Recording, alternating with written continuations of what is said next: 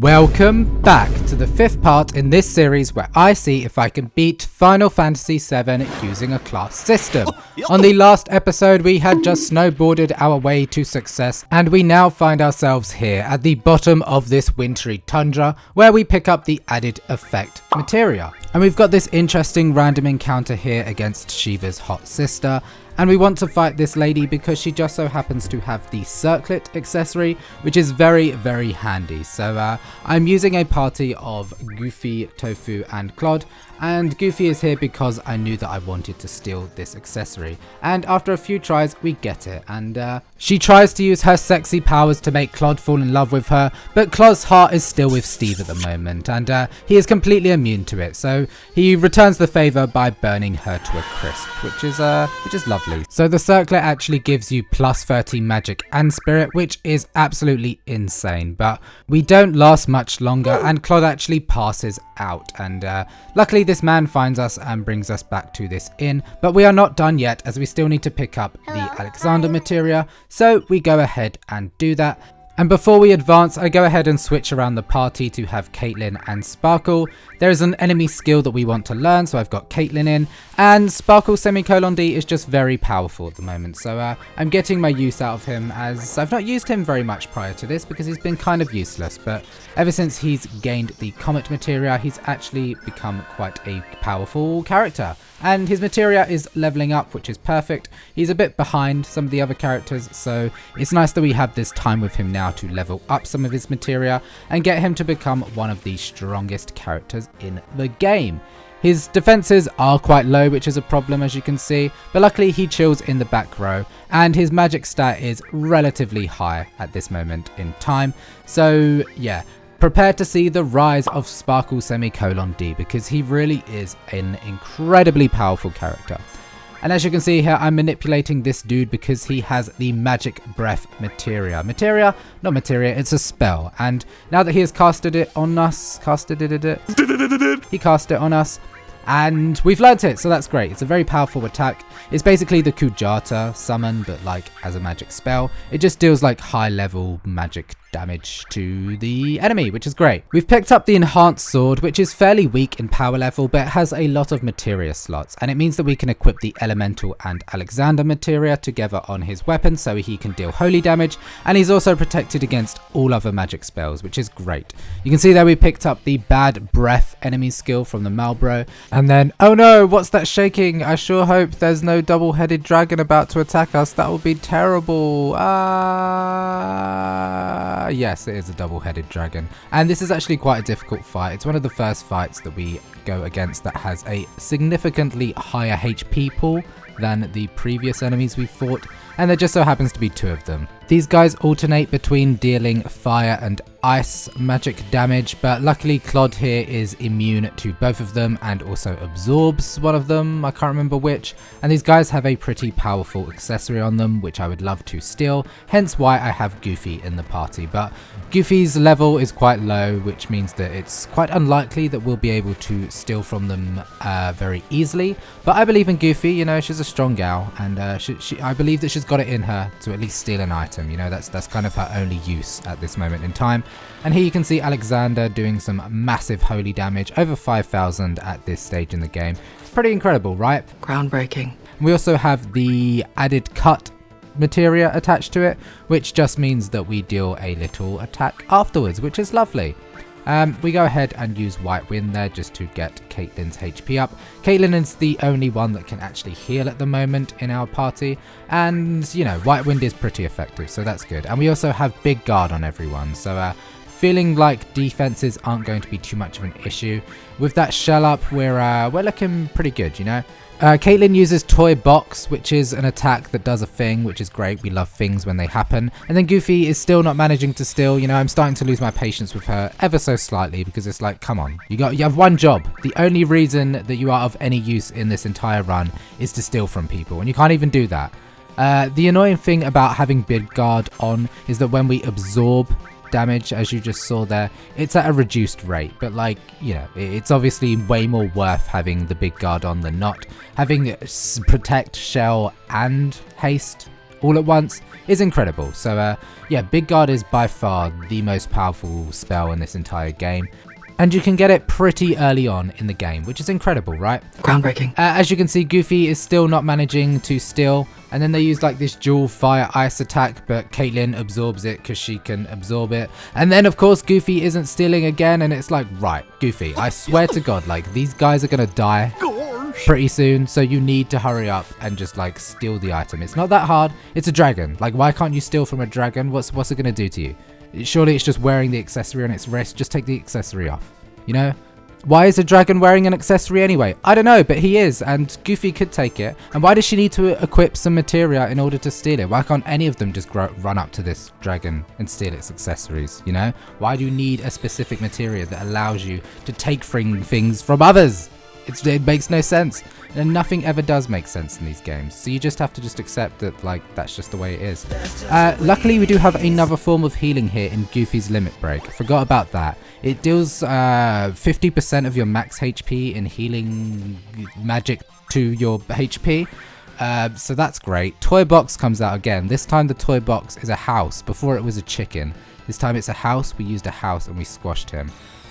You're now seeing the effects of this guy's HP pool. He's taking a very long time to go down, and the magic attacks get a little bit more aggressive towards the end of the fight as he's choosing to use Quake on all of us, which does quite a bit of damage, but luckily the fire and ice breath attacks aren't really doing too much. I probably should have used Big Guard again, but maybe I've forgotten, or maybe I'll use it again in a second. And you can see here, Meteor Rain. This is Clod's 3rd level limit break. One of the better ones just because it hits multiple times. And as you can see, Goofy is still not stealing anything. Like, I've stolen every single turn that Goofy has had, aside from when she's had her limit break. And even then, nothing. We've killed one of the heads, and now it says there's nothing to steal. So, like, we missed our chance. And I could have just not attacked and waited, but then this fight would have gone on way too long. We'd have lost all of our MP, and yeah, bit of a fail on Goofy's behalf, but hey ho, at least they're down. That is a very annoying enemy defeated. Finally though, we've made it out of the cave and towards the summit of this mountain, where we can see the northern lights, and the crater that lies ahead has a giant swirling vortex of lifestream juice coming out of it. And it's like, whoa, it feels like some end game kind of shit. And it is. We are nearing the end of the game, unfortunately, but this is some of the cooler imagery of this game. This game feels very lonely, and I feel like this cutscene here kind of encapsulates that lonely feeling. It feels like all the goofy, silly vibes that this game has had throughout of it have finally come to the end, and the final portions of this game really nail in the dark and gloomy and depressing aspects of this game, and it's very cool. We're starting to see a shift here in the story where it all starts to get a bit dramatic, but we pick up the Neo Bahamut materia, which is very nice. We can give that to Clod, and then we need to run through this vortex. Oh, okay, we got hit by the vortex. We need to run through this vortex, but every time that wave goes past our pathway, it can hit us and send us flying back and force us into a very easy fight. But I try again, and of course I collapse again. It's really hard to see where Clod is in comparison to where the vortex is. Like, the perspective is really skewed, and I just need to keep practicing. I know that if I do it enough times, I will eventually get it, and I feel like I'm getting better. It feels like it's getting easier, right? Nope, maybe this time? Nope, now it appears to be glitched. The wave just like keeps whooshing past, so I exit the screen to see if that fixes it, and luckily it does. And then finally, with the glitch over, we can just glide on past it. So luckily that's out the way, and we don't have to deal with that ever again. We can just continue. Jeez, as if I haven't been through enough, Sephiroth decides to just fly out of nowhere and punch me in the face. Rude. But, you know, that's okay, I forgive him. But I do not forgive Jenova, because this is like the 3rd time we've had to fight this Jenova thing. And it gets kind of tiresome, you know. The first 2 times are pretty cool, and then by this time I'm like, okay, I get it, you know. If there were different designs for the Jenova forms, I'd be like, fair enough. And there is one towards the end that is a bit different. But yeah, it feels like a bit of a cop-out to just use the same design and reskin it. But that's okay, that's, you know, it's saving memory on an already very large game. So I get it, I get why they do it. It just, you know, starts to lose its impact towards the end of the game, right? But now you're seeing the power of Neo Bahamut. Yes, the big bad scary Bahamut, but not the biggest, baddest and scariest. There's actually 3 Bahamuts in this game because you know, why not? Bahamut's an awesome summon. He's the coolest dragon dude to have ever lived, so I get why he's here. And 4,000 damage is fine. I feel like Alexander just like did more. So yeah, we go ahead and use some echo screens on Vincent. Because he is our damage dealer, we cannot be having him silenced. He relies on his magic spells to do all of the heavy lifting. And 1900 damage from Comet there is pretty tasty, you know? With that MP absorb materia as well, he can use it confidently, knowing that he can just recover his MP back up, making it cost a lot less. So now you're seeing Alexander, and actually it doesn't do as much damage. I was wrong. I just assumed because in that last fight it did over 5,000, they would do a similar amount in this one, but clearly I was wrong. And you'd think Genova being like dark and evil and scary would be like super weak to holy damage, but I guess not, you know? If Genova's not weak to holy, what is? I feel like this is like one of the grossest, darkest, spookiest, ookiest, kookiest monsters out there. So, you know, I'm just going ahead and using all the summons because I'm like, I know we can save the game soon and we can just heal up our MP again. So I might as well use them. That's what they're there for, right? So now you can see Odin come out, and this was like a no-brainer for Vincent. Vincent, no, Sparkle semicolon D. Obviously he had to have Odin because it's just like the most gothic, evil-looking one possible. And yes, Clod has now mastered all of the elements, just like the Avatar himself, except with cooler hair, because the Avatar has no hair, and Clod does have hair. It's very spiky, cool hair. And now that he's mastered all 3 elements, he can deal a lot more damage than he could with his sword. So that's nice. And that's what's cool about Clod, is that you can kind of just like use all of his MP at once, and then when it's all gone, you're not useless because his attack power is very strong too. So Clod is just like a damage dealing machine in this run. And the fact that he never really comes out of your party apart from like this one little moment, which is coming up in a minute. It just means that he is just like super duper over leveled, so much better than all of our other characters, but you know, he is the main character, so it makes sense, right? You can see Tofu's strength has gotten really good recently. She's got loads of HP, more than Clod, and more strength than Clod. So she is like another just damage dealing master. And she's going to gain a weapon soon that really changes the way we play Tofu and allows us to utilize her to her fullest potential. And you're going to see towards the end of this run how incredibly powerful Tofu is. And Sparkle semicolon D. I will say this is probably our strongest party setup for the rest of the game now. So now I need to give the black materia to somebody else because I don't quite trust that I'm going to do the right thing. So I'm trusting Bart instead. He may have broken my heart once, but this is his chance to redeem himself. So here you go, Bart, take the most powerful materia in the world while I pick up this MP turbo materia, and then we can head up to this next screen where... Oh Lord. Again. Again. Nothing new, nothing changed, same old shit. Same old fuck. The party find themselves trapped in Sephiroth's illusions, and he's chosen to take them back to the Nibelheim incident. And this is where the game really comes alive. The big twist, the moment that we've all been waiting for. Clod's memories are not exactly what they seem, and everything he's known about himself has been completely false and fabricated by his own trippy illusionary Mako poisoning things that happened to him. And as you can see, this spiky dude here named Zack, whose hair is even bigger and spikier than Clod's, is actually the real Clod, and all of his memories have been poured into Clod's head. Sephiroth begins to explain to Clod how he was just an experiment made by Hojo to clone Sephiroth and create another version of him, but Clod actually went wrong, hence why he doesn't have a tattooed number like all of the other clones of Sephiroth, and he's just a failed experiment. He means absolutely nothing, and Clod's reaction to this is just a shrug. So Bart is kind of worried about us. I guess he still loves us or something like that. and he has the black materia in his possession, and then all of the sudden everything turns green and vortexy, and the game starts becoming its usual trippy self, doing some crazy wacky visuals, and Bart's just kind of like, yo, what is going on here? Where did everybody go? Where am I? And this is more illusions happening from Sephiroth, but then Tofu comes out of the darkness and is like, hey Bart, what's up bro? And she's glad that he's safe.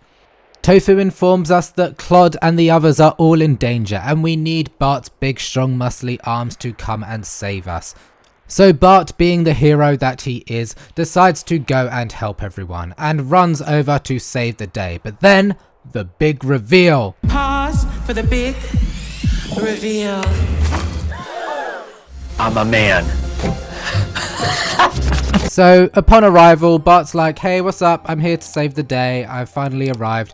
And Clod is doing his Clod thing and being a little bit spooky. He's just kind of standing there, shimmying around, looking all weird. And then he does like a little walk and it's like, oh, are you okay, Clod? Is everything fine?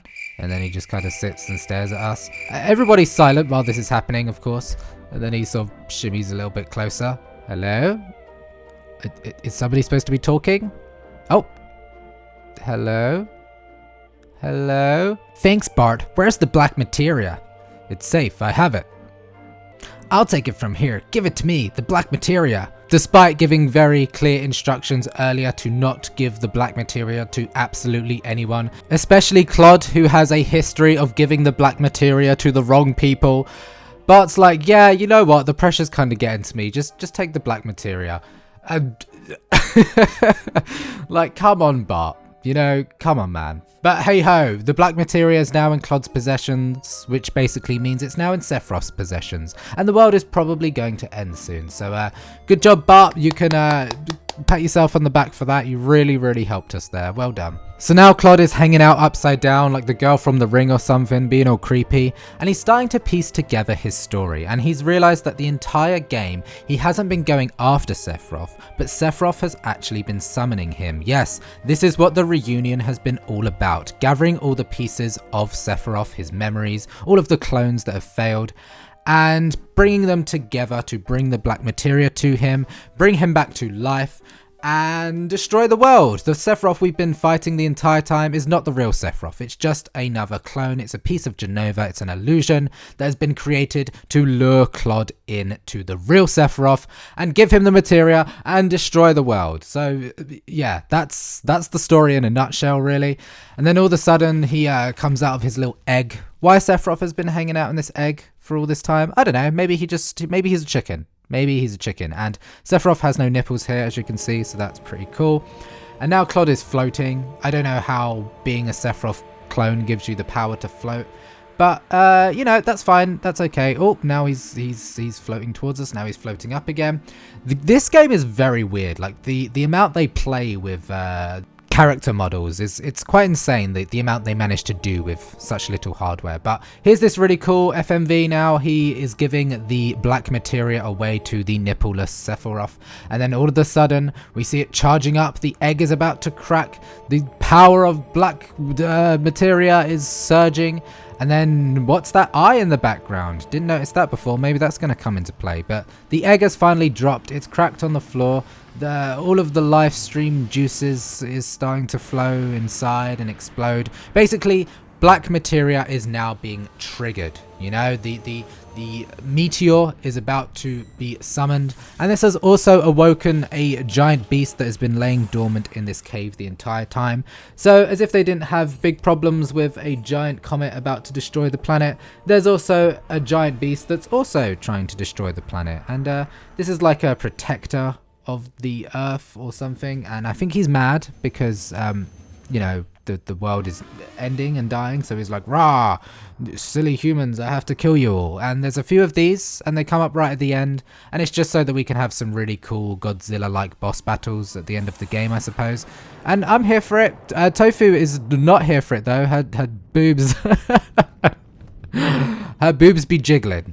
You know, there's a lot of wind going on, so I'm sure the developers put that in there to show the strong currents of the wind, and no other reason, right? There's no reason why they would show her boobs jiggling like that, other than to show the power of this monster. So Yeah.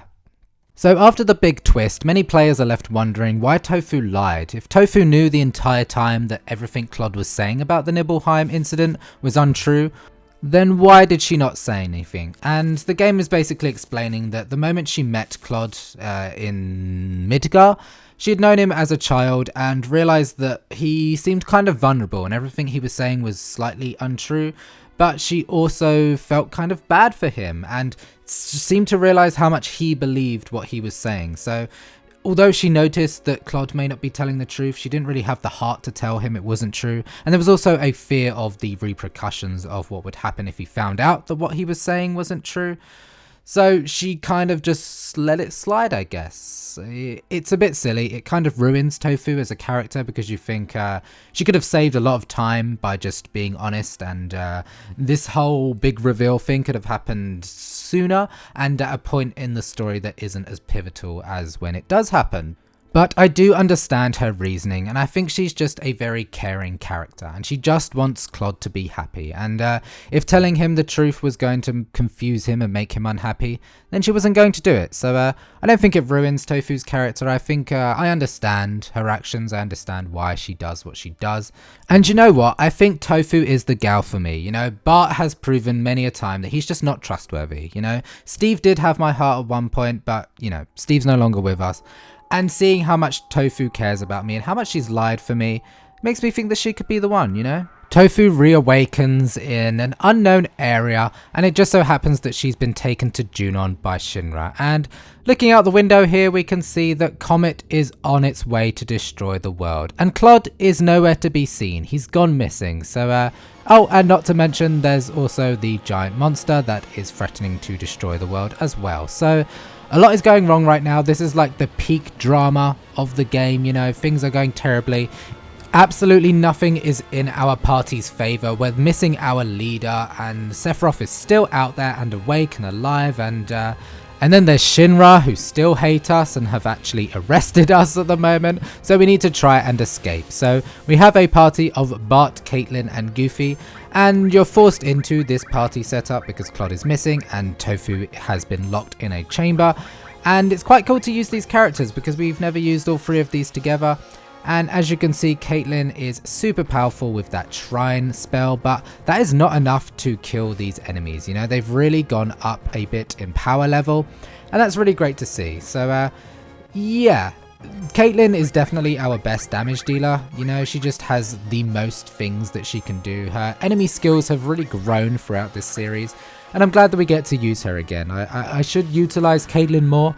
It's just such a shame that she's a really sucky character, but a grenade bomb from Bart destroys one of them, and then there's only one left, and then it's time to finally escape. But we were following Caitlin's lead, and she's shown us to a dead end, so that's what we get for trusting Caitlin. And then we have this really cool mini game where you have to try get the key from the ground and using Tofu's limbs in different sequences.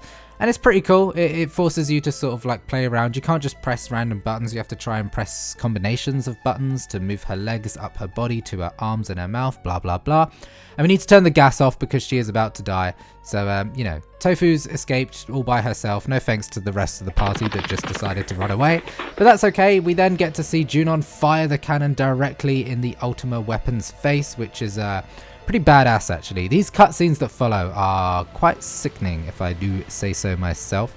And it's nice, you know, they've had a lot of epic moments throughout the series, but now we're getting towards the end of the game. It's like, we are not running out of steam, you know? You thought you had seen everything that this game had to offer, but these final moments here in the game, the last few sections, are really quite epic. And so epic, in fact, that we get to ride on this giant-ass cannon with Tofu, and then we bump into none other than Scarlet, who's like this bitch lady who works for Shinra, and she decides to have a slapping fight with Tofu, which is, you know, pretty silly considering she can drop kick a dragon, but you know, good luck to her, I guess. And it seems like our luck has run out. It's a dead end and there are Shinra soldiers everywhere. So what's she gonna do, just jump into the water? Well, absolutely not, because hey, look at that, it's the High Wind, and it was Caitlin's plan the whole time, was to get on the High Wind and save Tofu, because they knew that she was gonna run on this cannon somehow.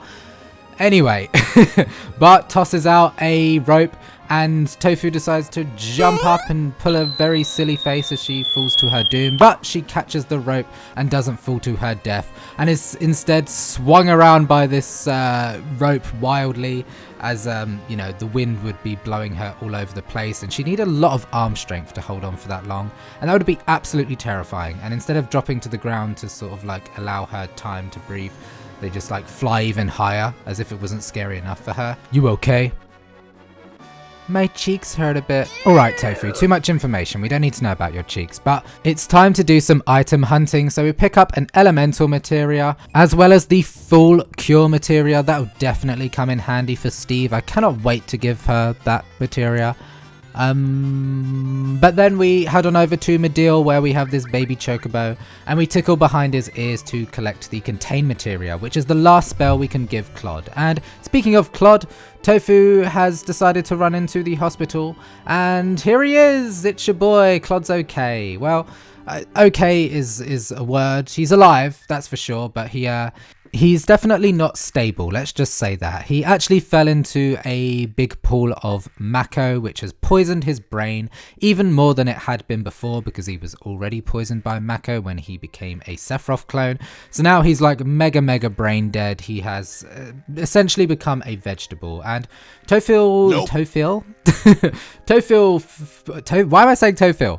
Tofu feels like somewhat responsible for this, and she feels terrible, and this is where you really get to see Tofu's personality shine. She is just a very caring human being, and she loves Clod, and you're starting to see this love blossom. She decides to stay behind and look after him. Although the planet is ending and she is needed more than ever, she feels like she has to be here for Clod because of how much he has sacrificed, how much he's done for the group, and how much he's led them to where they are now. She can't just leave him here to rot. She has to be by his side till the end of time, and I think that's very sweet. So the next mission is to track down this huge materia which could potentially stop the meteor from coming down and destroying us. So Mid has decided to take one for the team and become our new leader, and I go with a party of Green and Goofy. Goofy obviously because we need to steal some items from this enemy gauntlet that we have here, and Green is just here as our healer and to level up some of his materia, because I've been neglecting Green just a little bit. And so far this enemy gauntlet is not too difficult. We need to stop this train from crashing into this town that we visited before. Can't remember the name of the town. It's the town that leads you to the gold saucer. And the time limit is essentially there because if we don't do it in time, it will crash and everyone will die.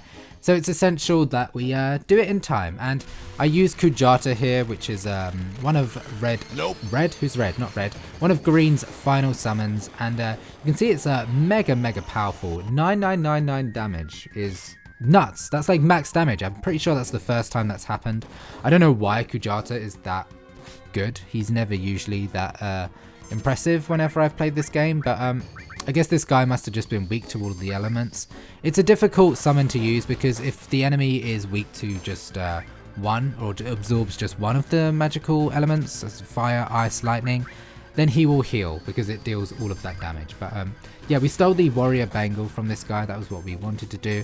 And then we defeat this last Shinra guard and make our way to the front of the train with like 4 minutes to spare. So, you know, we were never in any danger. Everything is cool. And we stopped Corral from being blown up. That's the name of the town. It's Corral. And in doing so, we get the huge materia. But not only do we get the huge materia, we pick up a very key item indeed. Yes, we get none other than the Ultima materia, which is incredible. We can give that to Sparkle D, and once it levels up at least once, we can use it. And you can see there Sparkle's magic is massive. 135 is incredible, much more than Green's, which is you know, we're starting to see Sparkle D supremacy. The next huge materia is located here at Fort Condor, and we need to stop these guys from getting to the fort. So let's go. Should we speed it up a little bit?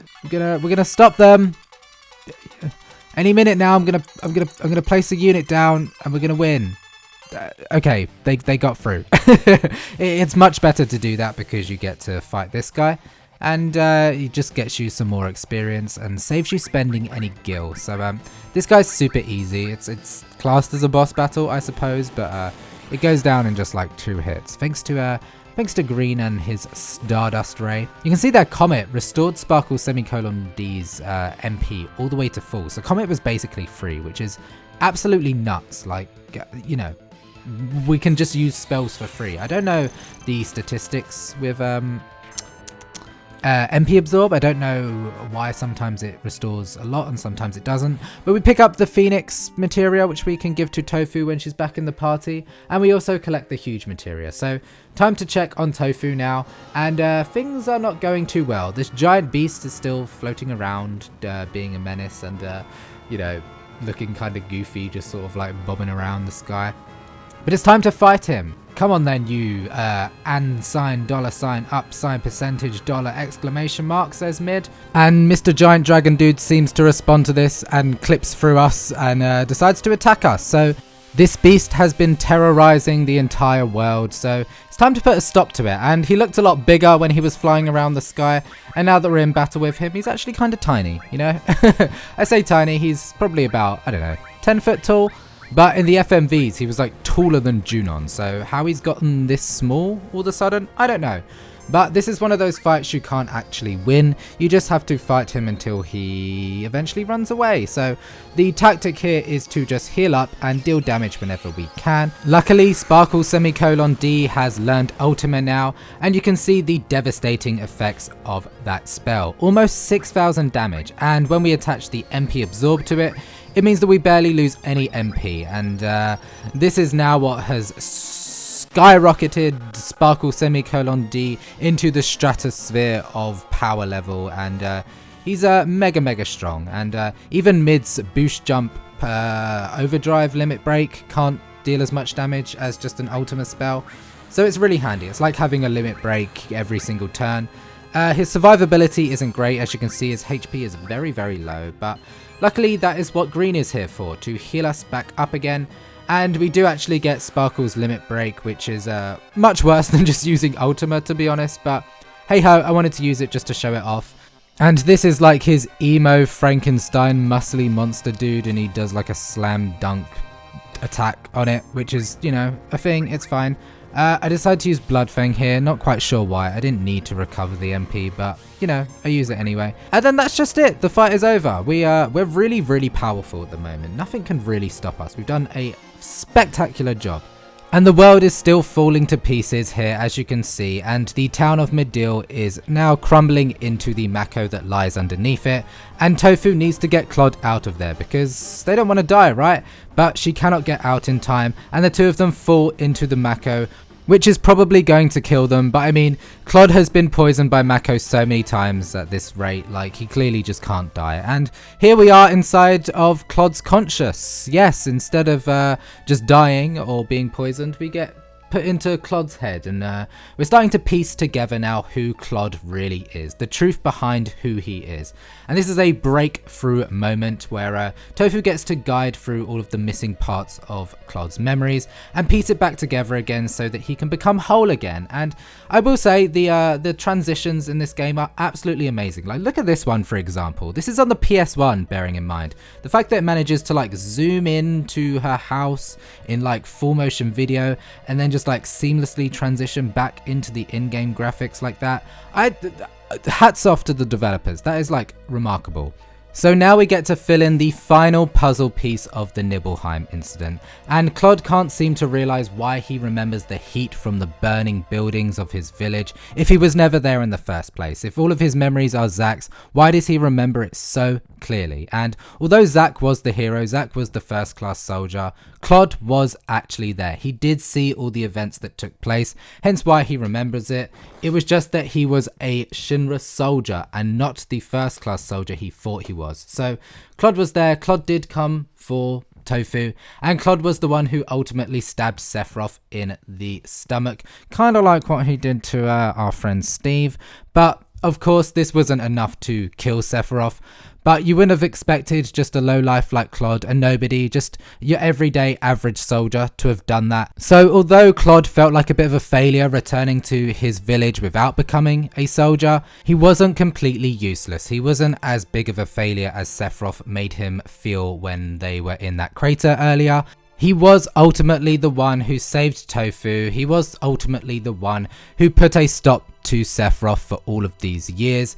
So it puts a nice end to Clod's backstory. We finally have all the pieces and we realise although he isn't what he first thought he is still incredible in his own way and still did everything he could to be more than what Shinra had given him. You know what, Clod? I think he has one of the best story arcs of any character in any of the Final Fantasy games, in my opinion. When the game first starts, he's so cocky and arrogant and rude to everyone. He's so entitled because he feels he's better than everyone.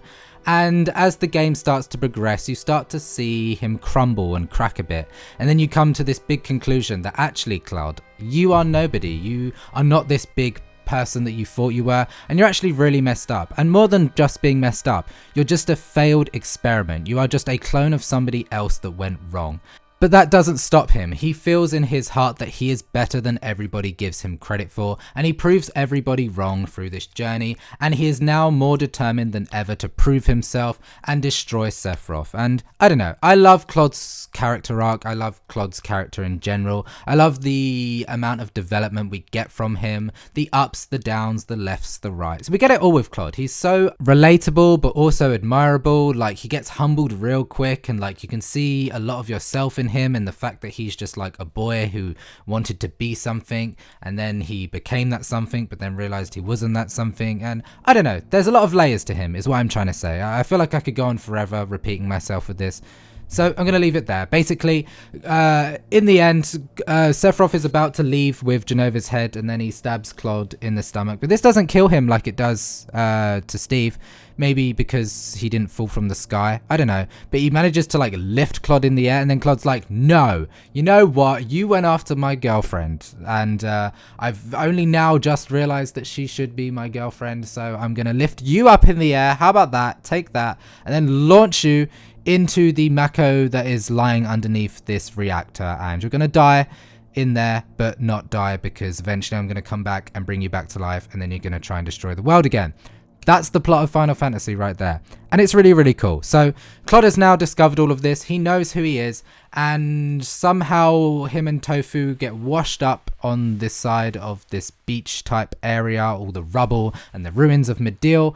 And Clod's memories are back. He's fine again. Somehow falling into Mako didn't further spiral him into vegetableosity, but actually cured him, and now he's back and ready to be our leader. So I'm going to leave that episode here. That was a lot to go through. Apologies again if this one was not as entertaining. I've put a lot on my plate recently, and I'm finding it very difficult to get all of these videos out in the time frame that I want to, because life is just a lot. You know, there's just a lot to do, and I want to give more time to YouTube, but I also want to enjoy it, and I'm finding it hard to enjoy my YouTube stuff when I'm having to invest so much time into it, because I'm not having as much time to do all the other lovely things in life I would like to do. But thank you guys for your patience. I really, really appreciate it. Shout out to my Jamily members Hugo, Robbie Rose, Jury Lynn, Francis Couldan, Automatic Jellyfish 853, Calcor, Fikujez, Secundus 666. Also, super duper extra special shout out to my Super Jams, Panis Pusher, Alexander Lazilla, Soul Eye, Jack B, N, Persephoros, and Docs Bateso. You guys are awesome. Thank you so much for your love and support. But my name has been Jamsack. Thank you guys so much for watching. See you guys next time.